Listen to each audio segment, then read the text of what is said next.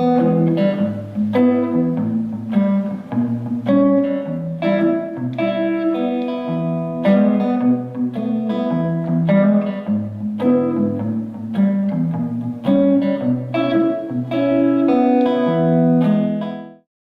to Mauldin Cultural Center. We're here with Doug Jones. This is From the Stage, where we interview different artists every time that we do a show. Doug, we're glad to have you here. Thanks for being here. Thank you, Charles. All right. We want to start off with is just kind of give people a history of how you started getting into music.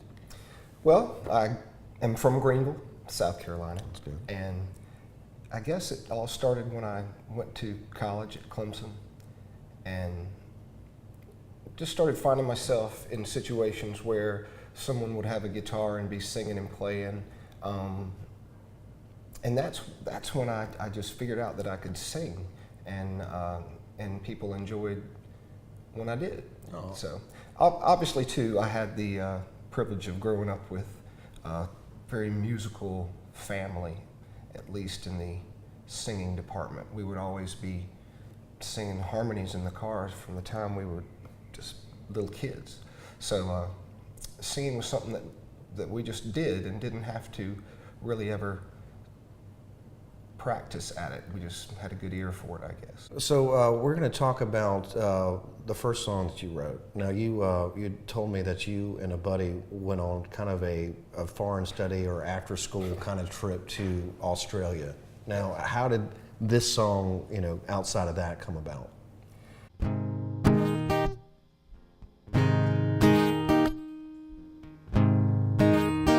Well, when I got back to Clemson from that trip, I guess being on that trip kind of made me realize that I wanted to pursue music.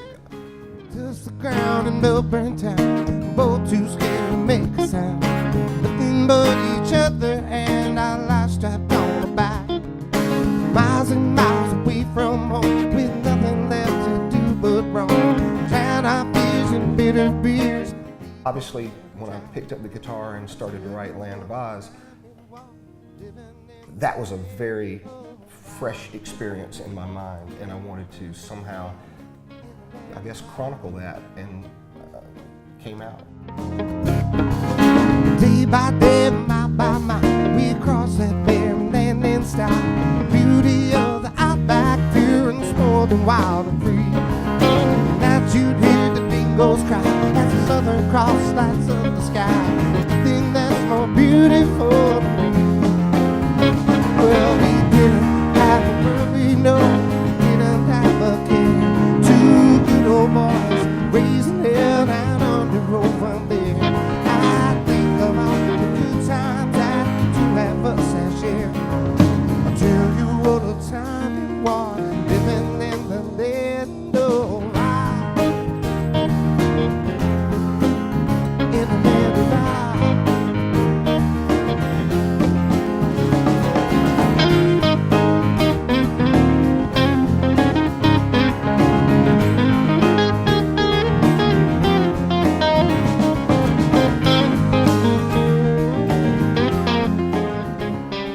Once again, we're here with Doug Jones. Thanks to all the guys in the band. We have Ted Sherrard on drums, we have Shannon Hoover on bass, and Adam McFarland on keys. So keep a lookout for those guys. So now that we've gotten through this song, we want to talk about kind of the next phase of your career being an artist. You had a band that was very successful and still is successful called Craven Melon. Could you tell us a little bit how you guys came about? Craven Melon formed out of a collaboration between two bands that were performing in Clemson and around even the state at that particular time in the early 90s. The Next Move, and a band that I played in called Doghouse. And I guess we were just looking for a more original direction, something a little more rock and country, just the blend of what we all grew up with, and of course we wanted to focus on an acoustic guitar because that was my instrument, and just good four-part harmonies if we could do it. And we were able to, thank goodness. We learned how to be a working band, and not only a working band, but a touring band who we'd play probably over a course of the strongest period where we played about 5 years, where we were doing 230 dates a year, which is it's pretty good. And now, granted, we did focus more in the Southeast than anywhere else, but we were able to do quite a bit of touring up in the East and out in Midwest, and were able to go out to California and record a couple of records out there. Now, there's a song I play with you that wherever we go and whatever the situation is, you know, how it doesn't matter how old or how young these people are, they always ask to hear your song, Sweet Tea. Now, can you tell us?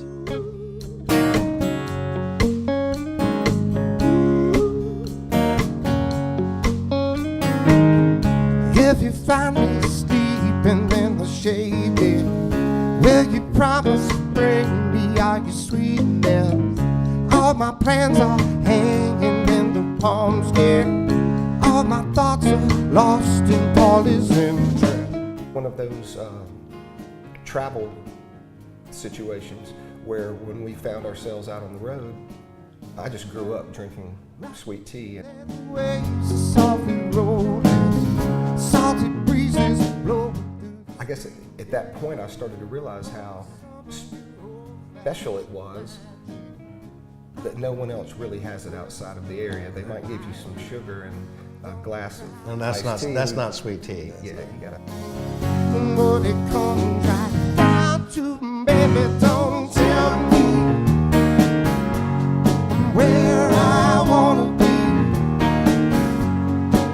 'Cause on the 8th day, God made it sweet. So that's kind of my tribute to my parents and to a little place called Pawleys Island, where it's very significant with our family. Certain things in life I like to savor, getting wet hot, waiting on the rain. If you ever question my behavior, just a taste will make you feel the same. Now, don't try to wrong. Once again, we're here with Doug Jones. Doug, now let's talk about where you are now. You had a great record called Doug Jones, Everybody Doug Jones. Let's talk a little bit about that and the process of recording that and who you recorded that with. After Craven Melon stopped playing around 2001, it just took me a little while to figure out what I wanted to do, but that's when I picked up a guitar really for the first time and started working at becoming a better musician. I hate to say that, but that's the truth. Well, it's all a process of evolution. Sure. And so I started just to get a feel for what I wanted to do and the sounds that I wanted to try to emulate, the feel that I tried to emulate, or sometimes just the feel that I found that I naturally would go to. So that process of writing new songs, my buddy Mark Bryan from Hootie and the Blowfish has a studio down in Charleston where he works with many of the players that I am familiar with and wanted to use on my record and have play.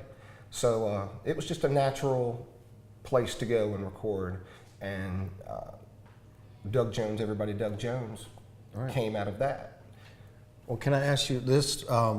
Now, when you start writing, do you come up with a melody first, or do you come up with a chord progression, or does it vary, or what is, give everybody kind of an insight of what your process might be? Well, several different ways. The main way is that I hear a melody in my head, or someone will say something, or I'll think something, or a phrase will come to mind, and then I'll eventually put a melody to that. And along with that melody will probably come the direction of how the song will be, whether it will be a ballad or a upbeat. Each song will kind of take on its feel very quickly with just that one melody or phrase that I'll come up with. Of course, I have a lot of those laying around that still not evolved into songs yet. So finishing is a whole different process. That requires a much more substantial effort than just the initial inspiration. So let's talk about this next song that we're going to play. It's Just How I Do It. Now, You see, you like the way that I walk. That's just how I do it. You see, The inspiration for this one was a friend's mother who insinuated that she thought I was cocky, and I guess I'm confident in ways, but it just made me kind of just think about how you're perceived. Yeah, think about that. And now I imagine your opinion, cause I think I can. I think you think I think I'm cooler than you think I am. I'm probably cooler. I'm probably cooler. the things that I talk about in the song are actually things that I really have no control over. They're just what they are. They're just things that are the way they are. So.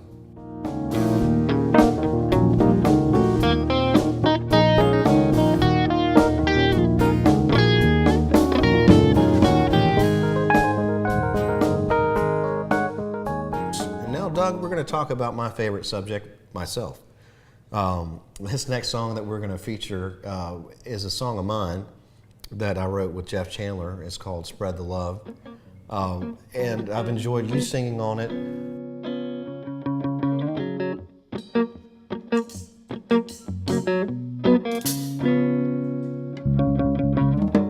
Here in the upstate, we're pretty lucky. We have a lot of good musicians, a lot of good songwriters, and that's one of the main reasons why I find it very comfortable on this side of the mountain.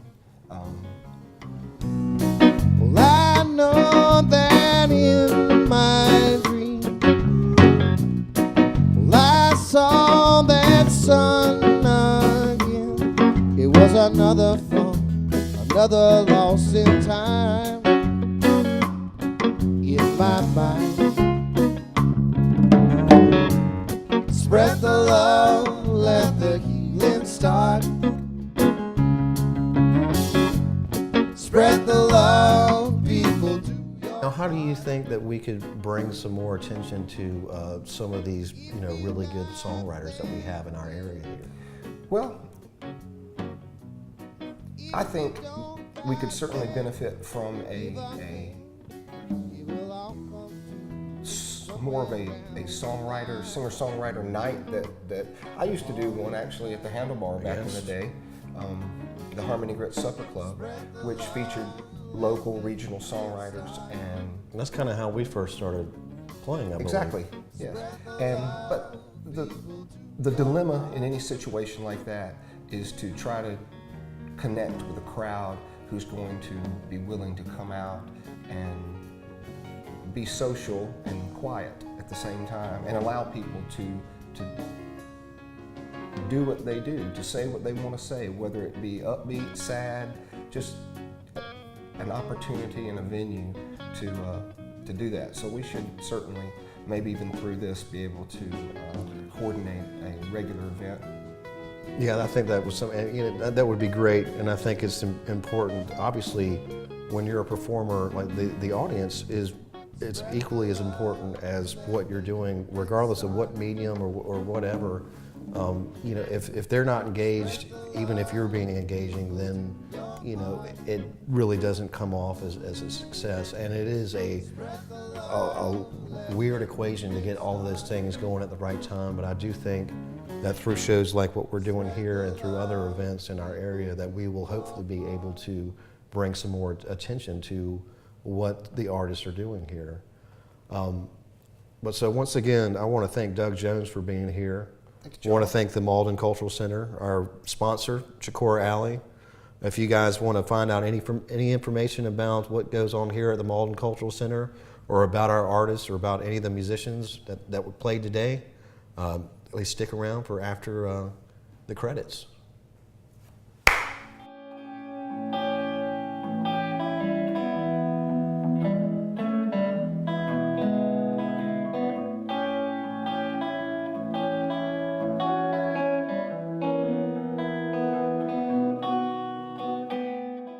whenever I try to go speak at one of those little downtown, involvement meetings, I'll stand up and it just goes.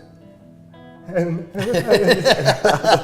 like, That's awesome. calm I down. really think that it would be great if maybe we could.